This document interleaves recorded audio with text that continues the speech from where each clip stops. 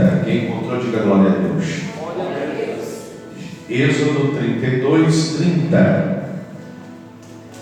Que diz assim: no dia seguinte, disse Moisés ao povo: vós cometestes grande pecado.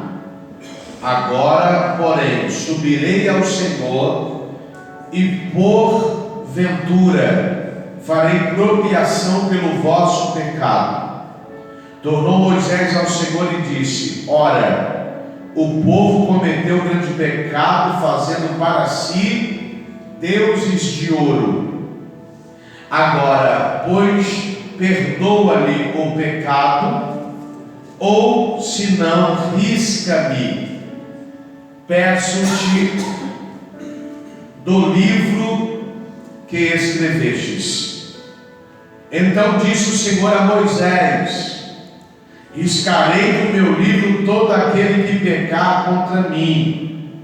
Vai, pois, agora e conduz o povo onde te disse: eis que o meu anjo, em letra maiúscula, uma manifestação teofânica, irá diante de ti, porém no dia da minha visitação vingarei neles o seu pecado.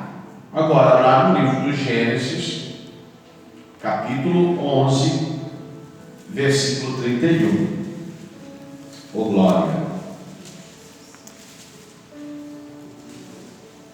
Livro de Gênesis, o livro da criação, no seu capítulo de número 11, versículo 31. Quantos encontraram? Diga glória a Deus. Tomou Terá a Abrão, seu filho, e a Ló, filho de Arã, filho de seu filho, e a Sarai, sua nora, mulher de seu filho Abrão, e saiu com eles de Ur dos Caldeus, para ir à terra de Canaã. Foram até Arã, onde ficaram. E havendo Terá vivido 250 anos ao todo, morreu em Arã. Você pode assentar, desocupar as suas mãos e aplaudir os céus bem forte.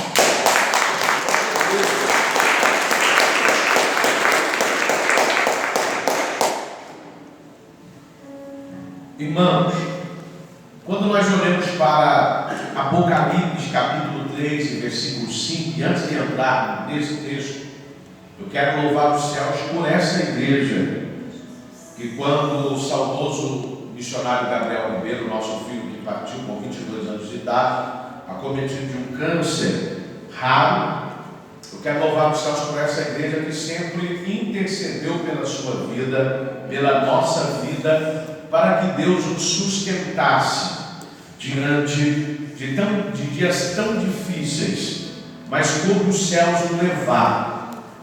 Eu recordo que no mês de julho nós tomamos uma decisão de levar ele para Belo Horizonte, onde está toda a nossa família, e ele concordou. Eu disse para ele: você fica lá, correndo atrás dos seus sonhos e projetos, com toda a equipe da família que vai te cercar, e no mês de dezembro o pai vai descer para estar com você, e só vai voltar quando Deus mandar, e nós vamos viver o que Deus tem. E quando chega próximo do dia 23, 22, dia 20, ele me manda uma mensagem dizendo: pai, quando o senhor vier, traga para mim os meus ternos, as minhas coisas que estão aí, para ficar perto de mim. Quando ele acabou de falar esta mensagem no celular, as lágrimas sobrevieram sobre o meu rosto, porque ali eu entendi que eu estava recebendo uma despedida do meu filho. Apressamos a viagem, chegamos a Belo Horizonte, e depois chegados, já fui para a localidade onde ele estava, curtimos o saudoso missionário durante 10 dias. E depois do 10º dia ele foi internado. E às 2 horas da manhã, ninguém queria ficar com ele, porque a junta médica, quando ele foi internado, nos reuniu e nos disse assim: nós vamos preparar o Pedro, que era o seu primeiro nome, Pedro Gabriel, nós vamos preparar o Pedro para que a família possa despedir dele.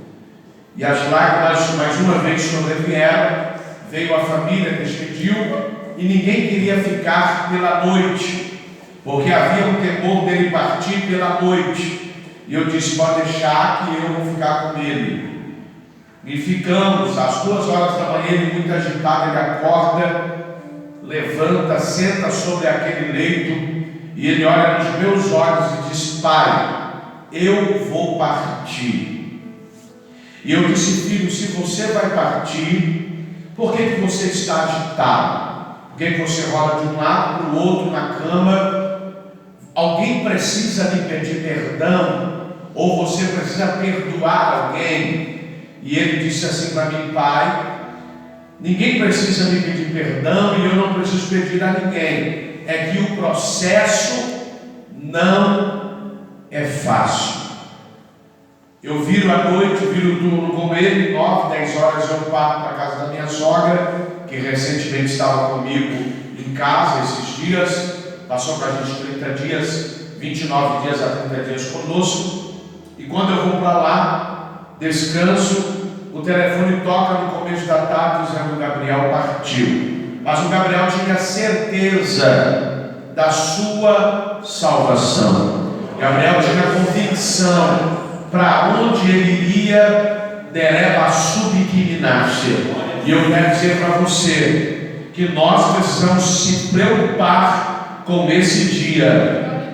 Nós precisamos entender que um dia os céus vai nos chamar, e cada um de nós seremos chamados de um jeito. Quando ele disse para mim que o processo não era fácil, irmãos, eu tentei de várias formas entender que processo era esse. Na época, a filha do meu amigo Bispo Isaac, a Karen Oliver, havia lançado um hino cantado por nome de Processo. E o hino é um hino que parece que desceu como uma luva e encaixou na nossa vida. Por quê? Era o processo da agonia, era o processo de abrir mão do pai, abrir mão da mãe, abrir mão dos irmãos, abrir mão da família, abrir mão dos sonhos, abrir mão da carreira ministerial, porque quem conhecia o saudoso missionário sabia, a visão de um menino visionário a quem ele era. E eu acredito piamente que o processo que ele falava era abrir mão de tudo isso, do processo da agonia, para partir para os braços do Pai. Partiu, foi sepultado, e o Senhor nos deu muita força, porque 3 meses depois partiu a minha mãe, acometida das sequelas do Covid-19, e nós estamos aqui porque o Senhor nos sustentou, porque o Senhor tem nos dado força, e nós entendemos que eles cumpriram a missão deles, e nós precisamos ainda batalhar batalhas que eles não vão batalhar. Talvez você está aqui e talvez eu falo com alguém que perdeu um ente querido, e eu quero confortar o seu coração com estas palavras. Eles cumpriram a missão deles, nós estamos aqui e talvez ainda vamos passar dias difíceis e dias maus, mas o Senhor também vai nos sustentar. Amém? Eu quero louvar os céus por essa igreja que sempre intercedeu por ele, e pela nossa vida. Irmãos, quando nós olhamos para o livro de Apocalipse, um livro pouco pregado, um livro que muitos, quando vai falar de Apocalipse, têm até medo de falar dele, porque muitos não compreendem as suas mensagens alegóricas, mensagens tipológicas, na verdade não tipológicas, mas mensagens que para muita gente tem um exagero dentro da revelação a qual o Senhor deu a João na ilha de Patmos. um dos últimos ou o último discípulo que foi levado em arrebatamento para a ilha de Patmos e vai escrever todo o livro de Apocalipse. E o que me chama a atenção é que esse João vai morrer como mártir, como alguém martirizado dentro de uma caldeira de azeite quente, e não vai negar a Jesus. E quando ele escreve Apocalipse capítulo 3 e versículo de número 5, ele está dizendo de forma muito categórica: o vencedor será assim vestido de vestiduras brancas, e de modo nenhum apagarei o seu nome do livro da vida. Por que João está escrevendo isso? Porque eu acredito que em algumas Bíblias está escrito em vermelho, está com o seu negrito escrito em vermelho, porque é o próprio Jesus que está dizendo a João: eliminar a sala. E eu quero transportar isso a você. Por quê? Porque João está deixando registrado de forma muito veemente, oh glória, o seu nome escrito no livro da vida, de modo nenhum apagarei. Por que João está dizendo isso? Porque existem nomes que são apagados no livro da vida.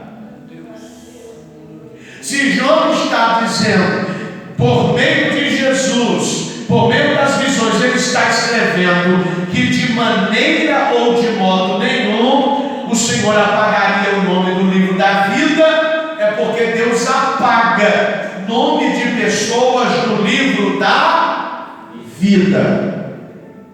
Quem está aí, diga glória a Deus. Você vai começar a ficar assustado aí, mas eu preciso, de forma introdutória, deixar essa revelação de Deus para a sua vida aqui. Por quê? Porque lá em Israel, quando alguém morre, o nome dele é riscado de um livro lá em Israel. E no livro da vida não é diferente. Existem, talvez você está pensativo e dizendo, mas como Deus pode riscar o nome de alguém que entregou a vida a Jesus e o nome dele pode ser riscado do livro da vida? Pode. O exemplo é o livro do Êxodo, a qual nós lemos.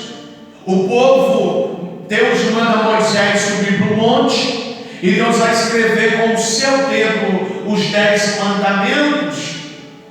Mas quando Moisés está lá, debaixo da nuvem de Deus, o povo está edificando ou construindo um bezerro de ouro.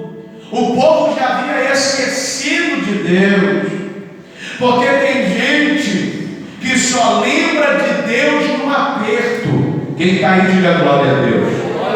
Tem gente que só lembra de Deus na hora da prova, na hora do Covid, a véspera da morte, na hora em que o câncer acomete alguém na família, na hora que a porta fecha, alguém até faz votos tolos, dizendo: Senhor, se o Senhor fazer, eu fico firme, e na verdade eu já sabe se vai ficar firme ou se não vai ficar. E quando eles constroem o bezerro de ouro, quem está aí, diga glória a Deus. Moisés desce do monte, e a Bíblia diz que ele vai interceder pelo povo. Por quê? Porque Deus está irado.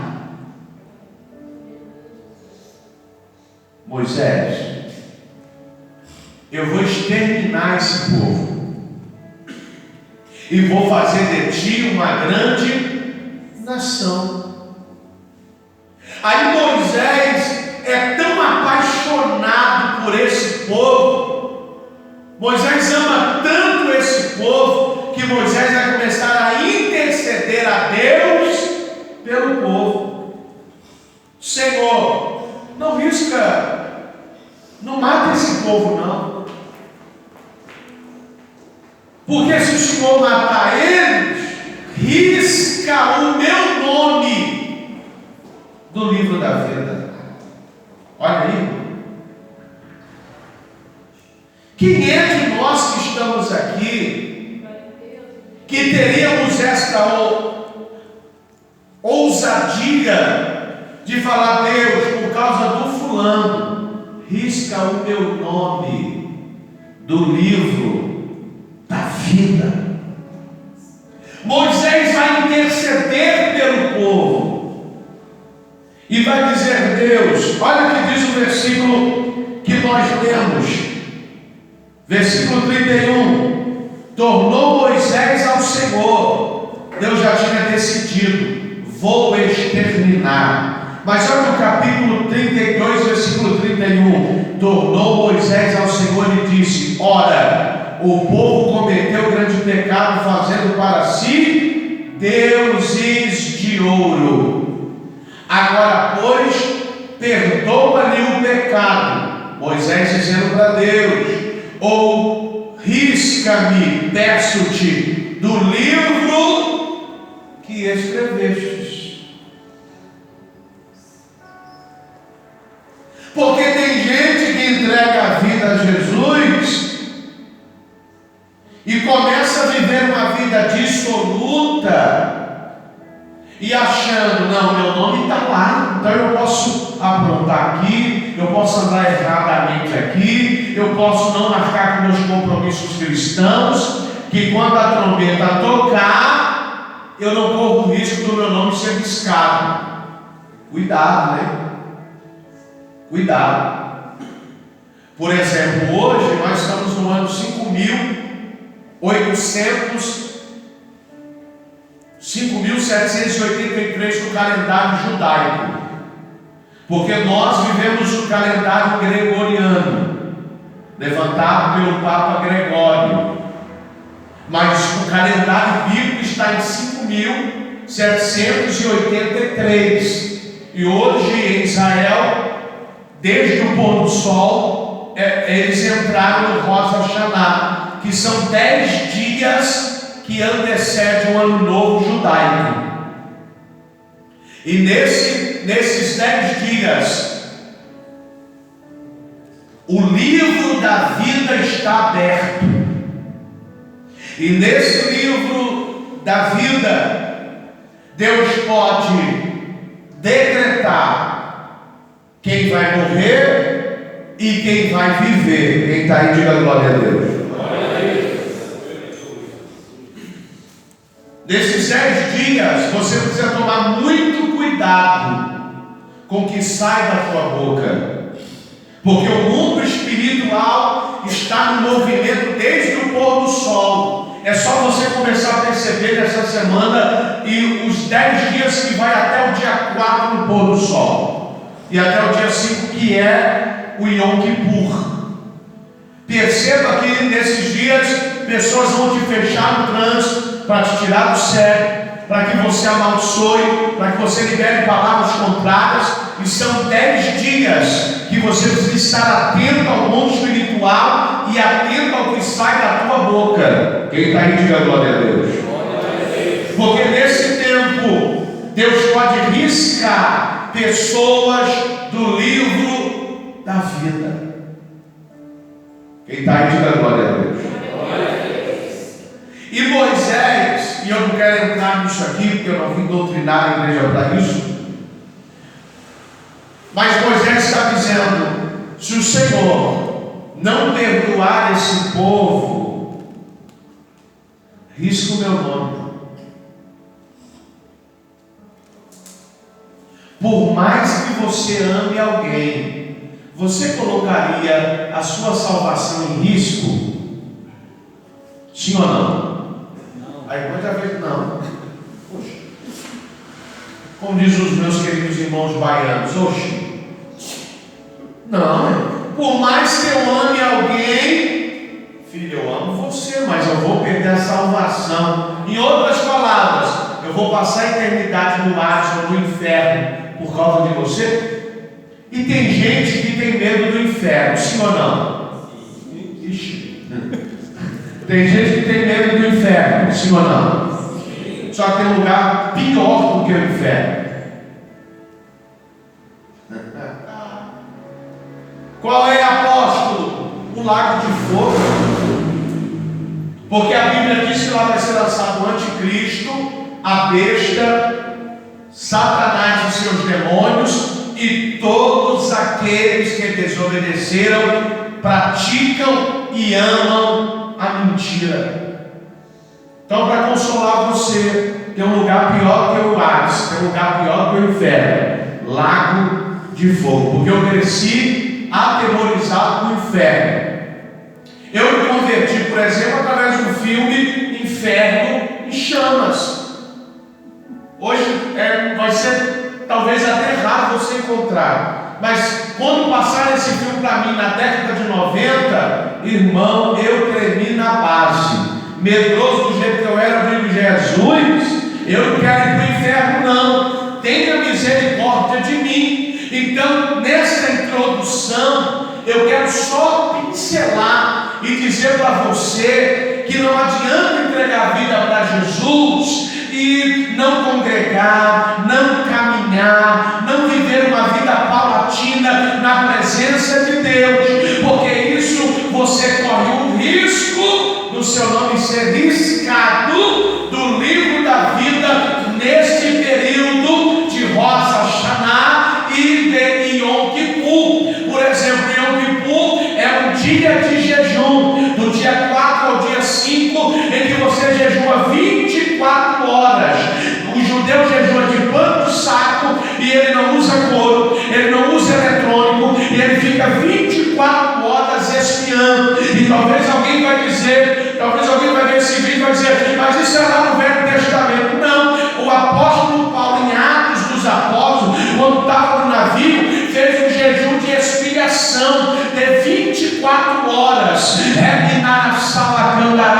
Para que é esse jejum? Para eu verificar a minha vida e pedir perdão pelas pessoas que eu feri, pelas pessoas que eu machuquei e por aquilo que Deus confiou em mim para fazer e eu não fiz. O judeu nem trabalha nesse dia, porque segundo Levítico 23 é proibido trabalhar. E alguém vai dizer: mas isso está no Velho Testamento. A Bíblia diz que é um mandamento perpétuo.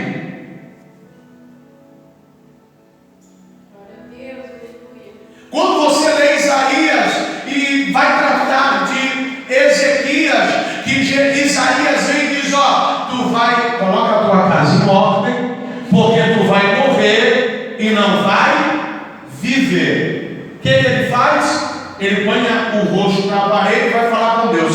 Aquele dia no calendário bíblico é um dia de Yom Kippur. O livro estava aberto e ele vai mudar a sentença, porque Deus já tinha dito: ó, vai morrer e não vai viver. No mesmo caminho, Deus muda a sentença. Nesses 10 dias, deixa eu profetizar, nesses 10 dias, Deus pode mudar sentenças ao teu respeito e te dar vitória, meu irmão. Olha para esse irmão e diga: você vai deixar Deus riscar seu nome? Por causa de quem? Do marido, da esposa, dos filhos, dos netos.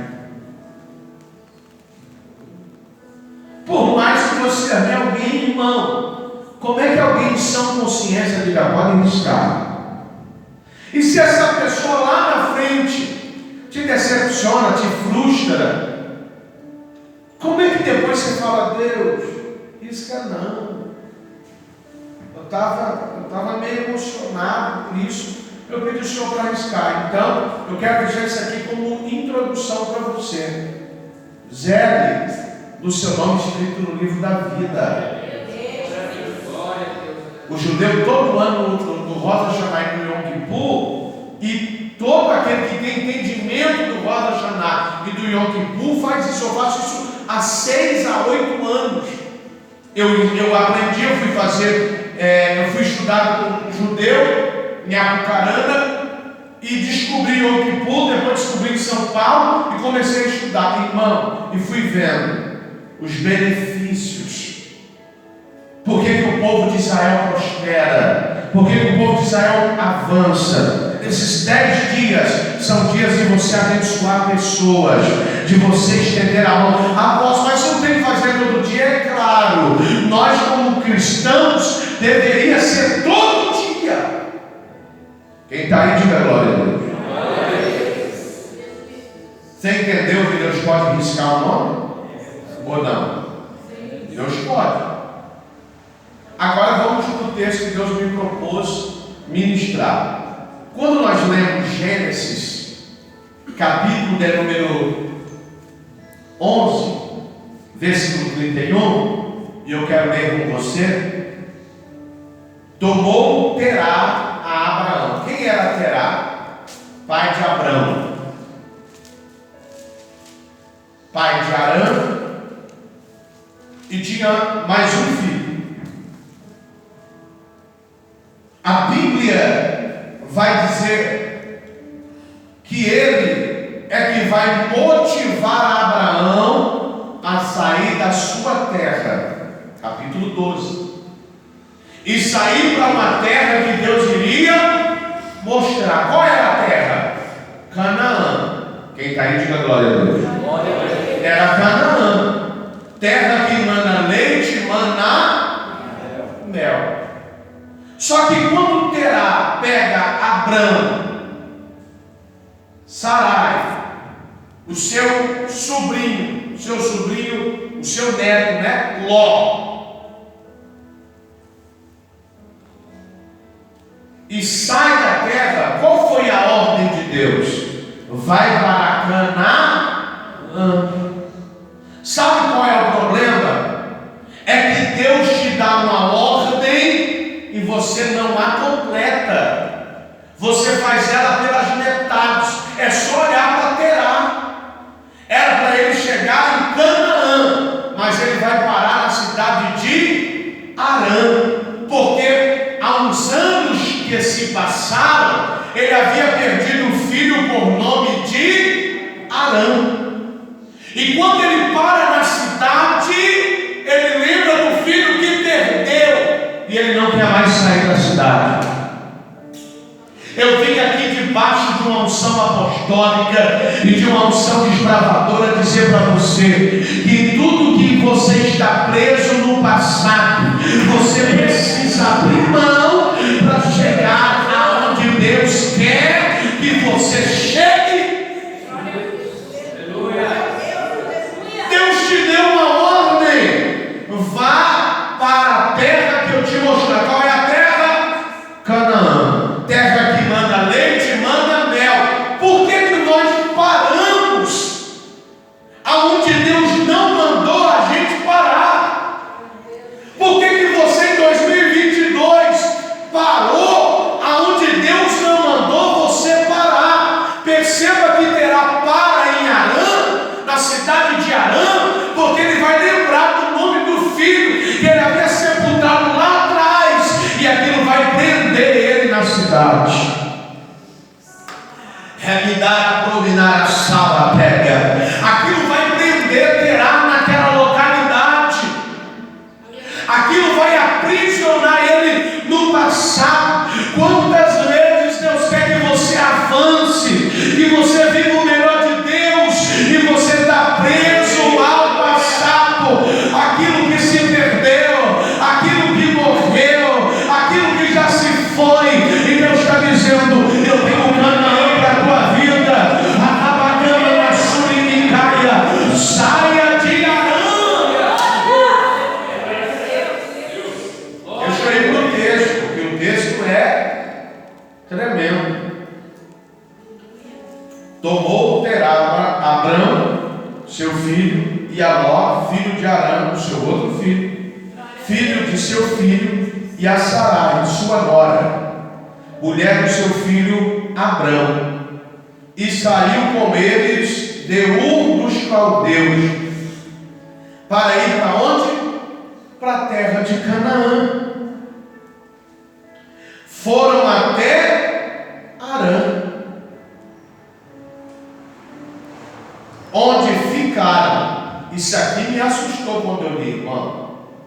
E havendo, versículo 32, e havendo terá vivido 250 anos, ao todo morreu em Harã.